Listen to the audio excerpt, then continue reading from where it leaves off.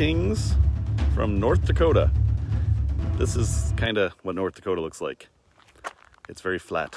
Of course, this is just this one part of North Dakota. But I'm standing next to something pretty weird here. This is a massive pyramid in the middle of nowhere, North Dakota.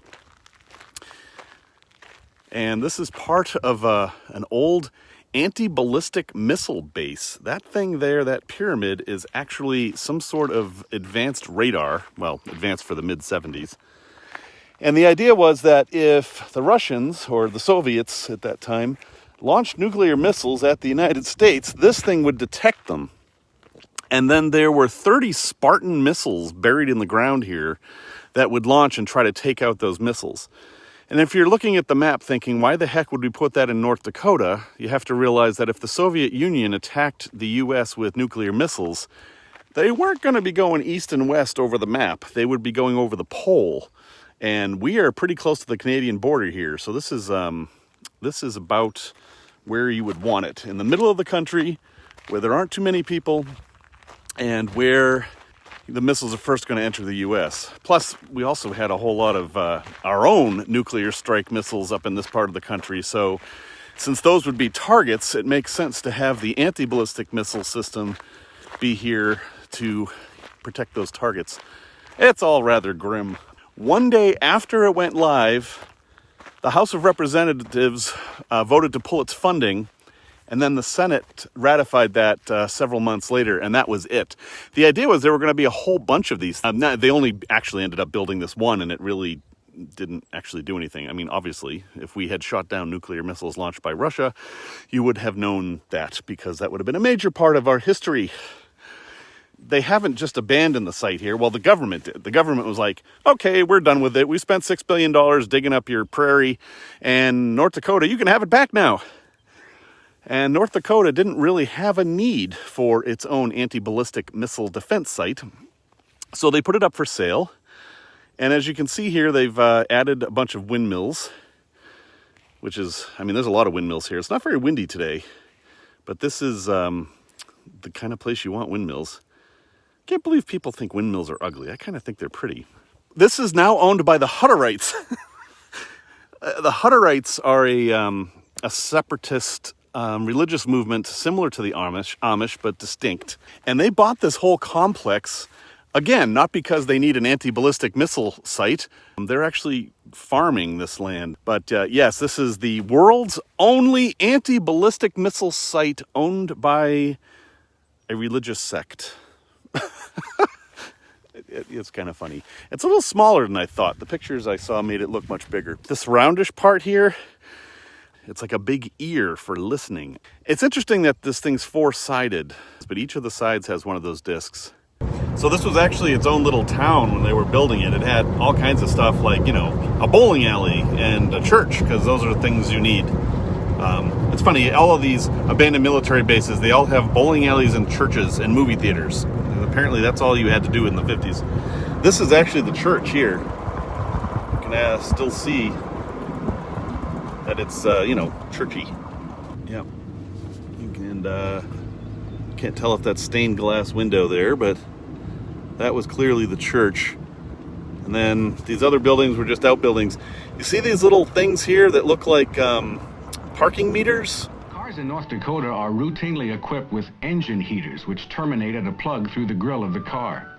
And believe me, you need one. So you can tell where the parking space used to be. I mean, they're mostly covered in grass now.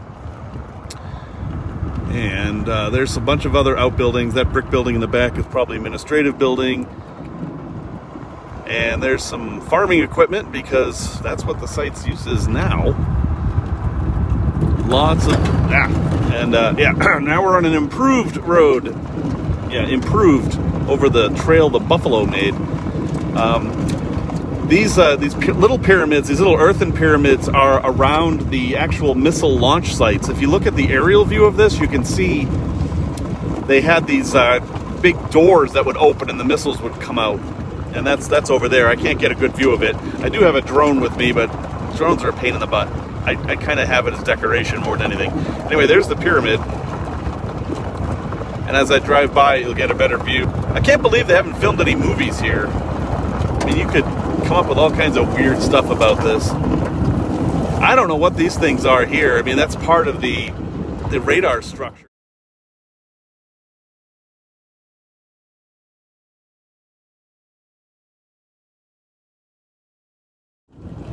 But anyway, that's the site. Kind of a cool thing. I think I'll actually focus on driving on this horrible road now, so thank you. Hey, I'm in Langdon, North Dakota. A Spartan missile. This is the missile that would have been at the pyramid site there, at the Mickelsen Safeguard site.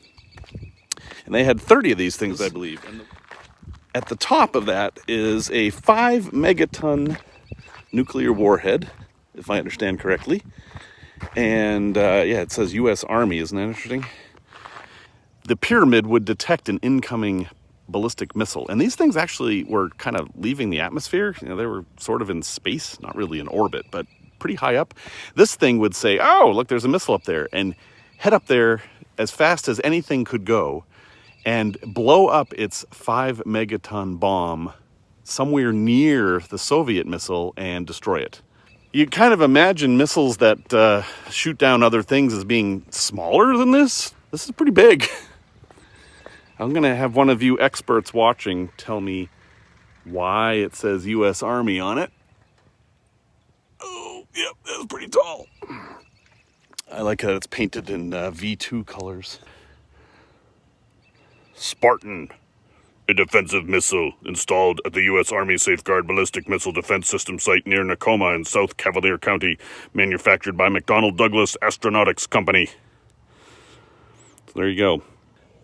But I imagine it would be a hell of a light show if one of these things would have gone up in the upper atmosphere. From what I just read, these things actually went off above the atmosphere. The goal was to blow the other missile up before it re-entered, which would have been safe. Safer than if it were on the ground. But so when I decided I was going to visit North Dakota, I had to pick a place to kind of make my target. And well, this is what I picked as my target. Because, you know, hey, how often do you get to see a $6 billion boondoggle like this?